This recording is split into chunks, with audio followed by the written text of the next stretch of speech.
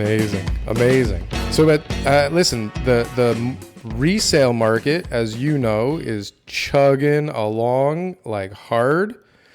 Maybe you want to speak to the resale market, and then maybe Correct. I'll get into my little story of my experience today.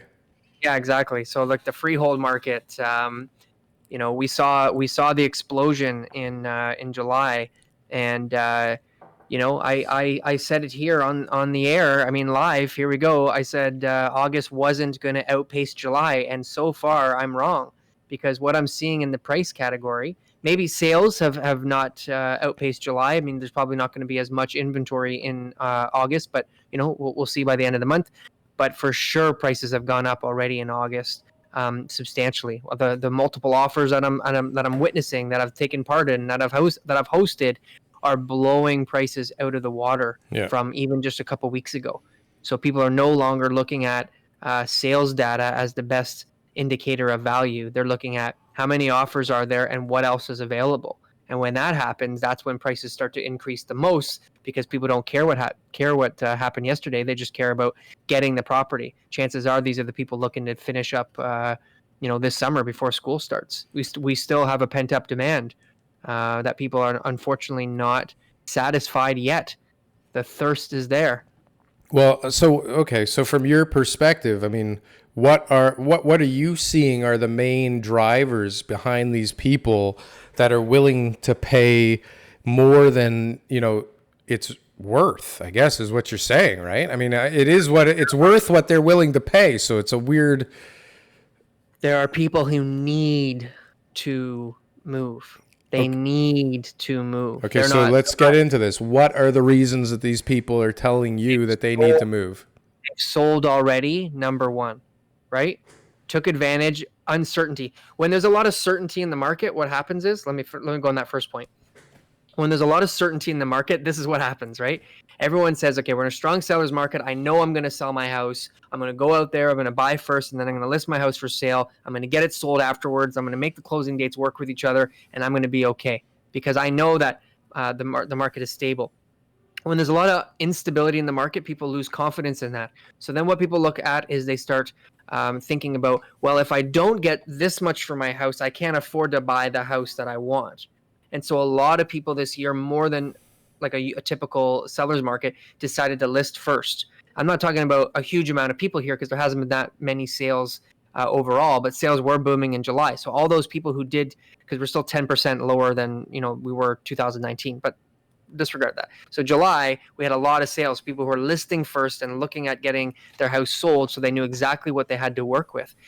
Then they're going now into the market and they're saying, oh my gosh, prices are climbing. Oh my gosh, school's coming. Oh my gosh, my closing date is coming. What do? I better buy. And they're the ones that you're competing with, the people who are, weren't able to buy. So not the people who couldn't buy. Remember, there's a whole bunch of people who decided to stay inside because of the virus. But there's also a lot of people who went to their bank in April, and the bank said, no, you haven't gone back to work. We're not going to give you financing. So now in stage 3, they've gone back to their job. Their job is starting to be secure. And the bank said, okay, now we're going to look at how much money you made over the year and what you're going to lose, or if you're on contract, all these different things depending on the type of job.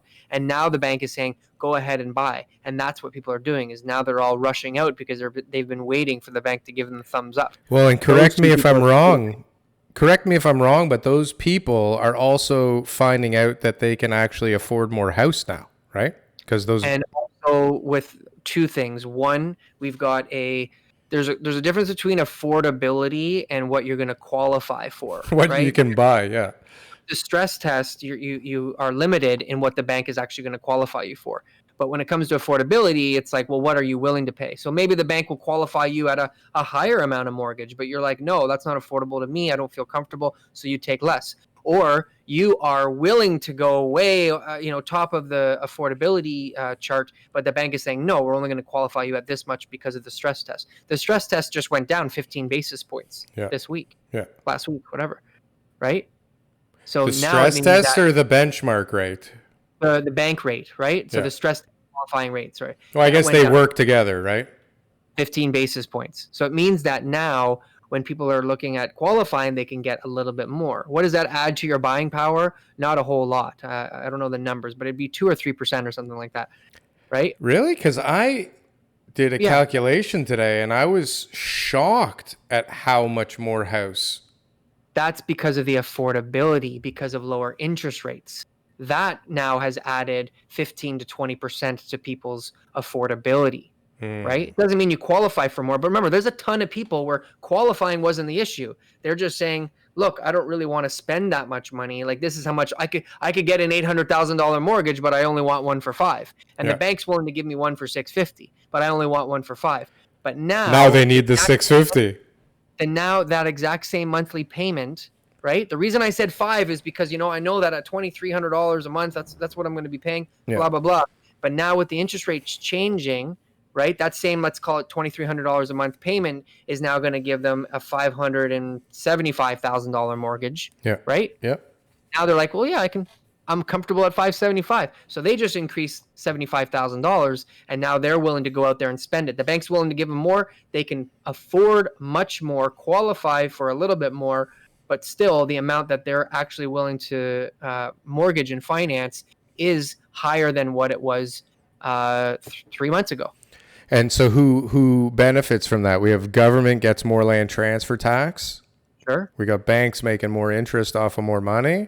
We have people able to afford what they want still when it looked like that was going to erode. Like Yep. there's a lot of winners here, right?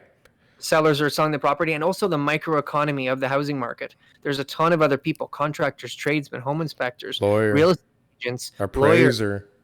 all the people who are part of the housing industry, blinds, people, whatever, furniture, all these people are all now benefiting because of the success of the housing market, right? So it is stimulating the economy, and that's what Canada's been known for. They've been known to prop up the economy with the housing market and rely on the success of the housing market.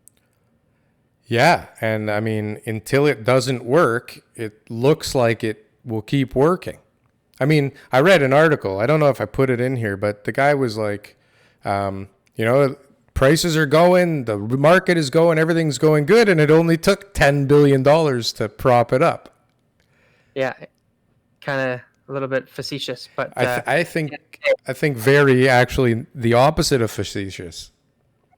so at It the end of seems the day, facetious because it's like it's true, yeah, and no one else is saying it. yeah. But at the end of the day, right? Like that's just what it is. And whether the money went to people who are spending it on their housing market or saving their businesses or anything like that, we don't have those numbers yet. No, and listen, we'll find out. I mean, nobody's buying a house with CERB money, right? Like nobody's buying a house with CERB money. Unfortunately, that's those people who tried to get qualifications in March and April were denied. That happened a lot. and so are people playing games now with like bank of mom and dad is not supposed to be able to give you your deposit anymore, or is That's that only people on 5% down or that's or only insured CMHC? program. Okay, Yeah, that's not. so that's not affecting anybody. Yeah. Yeah. Got it. Okay, so that's like a few Also- first-time homeowners. They're in a good market. There's always someone who's going to lend you money. Oh my God, yeah. So if RBC says no, you go to TD. If TD says no, you go to Scotia. If Scotia says no, you go to Equitable. Eventually, you'll end up at Harold the Jeweler, Yeah. and you'll be And you'll get a mortgage, yeah. Harold Money. the jeweler or Tito down on the corner. Somebody's lending you money against that thing. the housing market's doing well. 100%.